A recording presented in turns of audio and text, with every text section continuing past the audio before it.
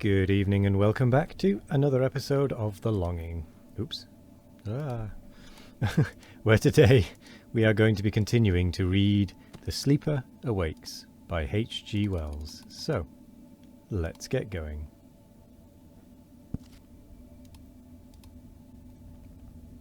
But at last a queer incident came to sober him, to send him flying down once more to the crowded life below, with all its dark insoluble riddles. As he swooped, came a tap and something flying past, and a drop like a drop of rain. Then, as he went on down, he saw something like a white rag whirling down in his wake. "What was that?" he asked. "I did not see." The aeronaut glanced, and then clutched at the lever to recover, for they were sweeping down. When the monoplane was rising again, he drew a deep breath and replied, "That," and he indicated the white thing still fluttering down, was a swan. "I never saw it," said Graham. The aeronaut made no answer, and Graham saw little drops upon his forehead. They drove horizontally while Graham clambered back to the passenger's place out of the lash of the wind. And then came a swift rush down. Excuse me, I've got something tickling in my throat now that I've started recording. Let's try again. And then came a swift rush down, with the wind screw whirling to check their fall, and the flying stage growing broad and dark before them. The sun, sinking over the chalk hills in the west, fell with them, and left the sky a blaze of gold. Soon men could be seen as little specks. He heard a noise coming up to meet him, a noise like the sound of waves upon a pebbly beach, and saw that the roofs about the flying stage were dense with his people rejoicing over his safe return. A black mass was crushed together under the stage, a darkness stippled with innumerable faces, and quivering with the minute oscillation of waved white handkerchiefs and waving hands. Chapter 7. 3 Days. Lincoln awaited Graham in an apartment beneath the flying stages. He seemed curious to learn all that had happened, pleased to hear of the extraordinary delight and interest which Graham took in flying. Graham was in a mood of enthusiasm. "I must learn to fly," he cried. "I must master that. I pity all poor souls who have died without this opportunity. The sweet, swift air. It is the most wonderful experience in the world." "You will find our new times full of wonderful experiences," said Lincoln. "I do not know what you will care to do now. We have music that may seem novel." "For the present," said Graham, "flying holds me. Let me learn more of that. Your aeronaut was saying there is some trades union objection to one's learning." "There is, I believe," said Lincoln. "But for you, if you would like to occupy yourself with that, we can make you a sworn aeronaut tomorrow."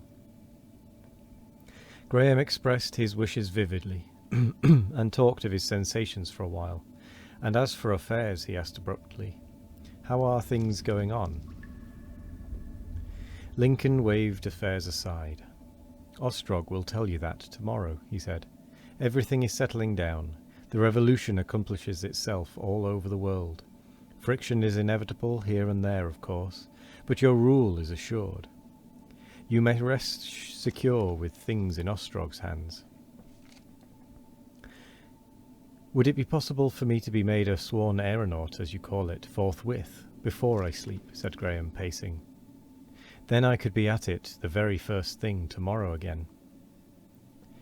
"It would be possible," said Lincoln thoughtfully. "Quite possible. Indeed, it shall be done," he laughed. "I came prepared to suggest amusements, but you have found one for yourself. I will telephone to the aeronautical offices from here, and we will return to your apartments in the wind vane control.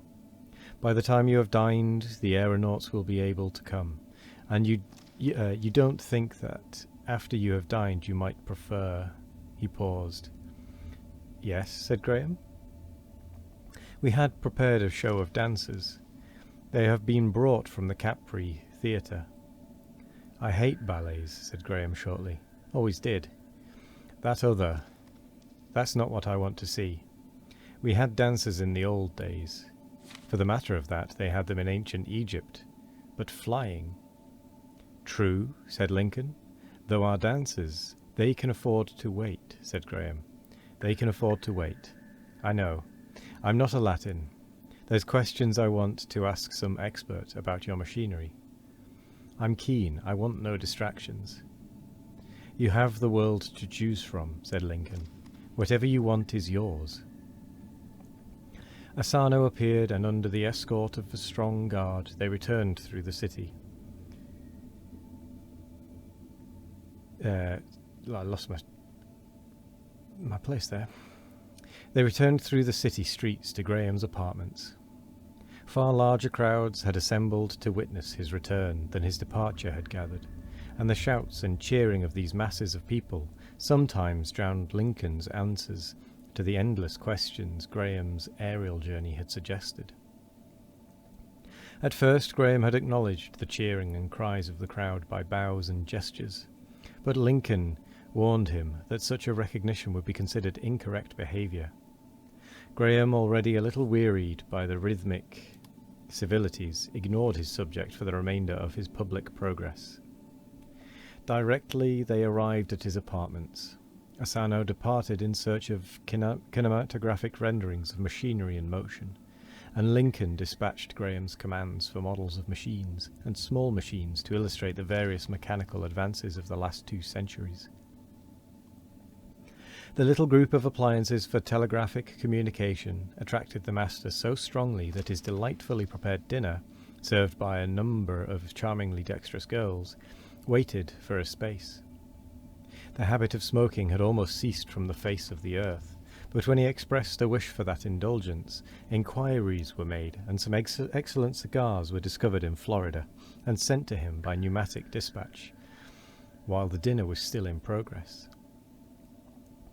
Afterwards came the aeronauts, and a feast of ingenious wonders in the hands of a latter-day engineer. For the time, at any rate, the neat dexterity of counting and numbering machines, building machines, spinning engines, patent doorways, explosive motors, grain and water elevators, slaughterhouse machines and harvesting appliances was far more fascinating to Graham than any Bayadere? I don't know that one. We were savages, was his refrain. We were savages. We were in the Stone Age compared with this. And what else have you? There came also practical psychologists with some very interesting developments in the art of hypnotism. The names of Milne Bramwell, Fechner, Leibelt, William James, Myers and Gurney, he found, bore a value now that would have astonished their contemporaries. Several practical applications of psychology were now in general use. It had largely superseded drugs. Antiseptics and anesthetics in medicine was employed by almost all who had any need of mental concentration. A real enlargement of human faculty seemed to have been effected in this direction. The feats of calculating boys, the wonders as Graham had been wont to regard them, of mesmerizers, were now within the range of anyone who could afford the services of a skilled hypnotist. Long ago the old examination methods in education had been destroyed by these expedients. Instead of years of study, candidates had substituted a few weeks of trances, and during the trances, expert coaches had simply to repeat all the points necessary for adequate answering, adding a suggestion of the post-hypnotic recollection of these points. In process mathematics particularly, this aid had been of singular service, and it was now invariably invoked by such players of chess and games of manual dexterity as were still to be found. In fact, all operations conducted under finite rules, of a quasi-mechanical sort that is, were now systematically relieved from the wanderings of imagination and emotion, and brought to an unexampled pitch of accuracy. Little children of the labouring classes, so soon as they were of sufficient age to be hypnotized, were thus converted into beautifully punctual and trustworthy machine-minders, and released forthwith from the long, long thoughts of youth.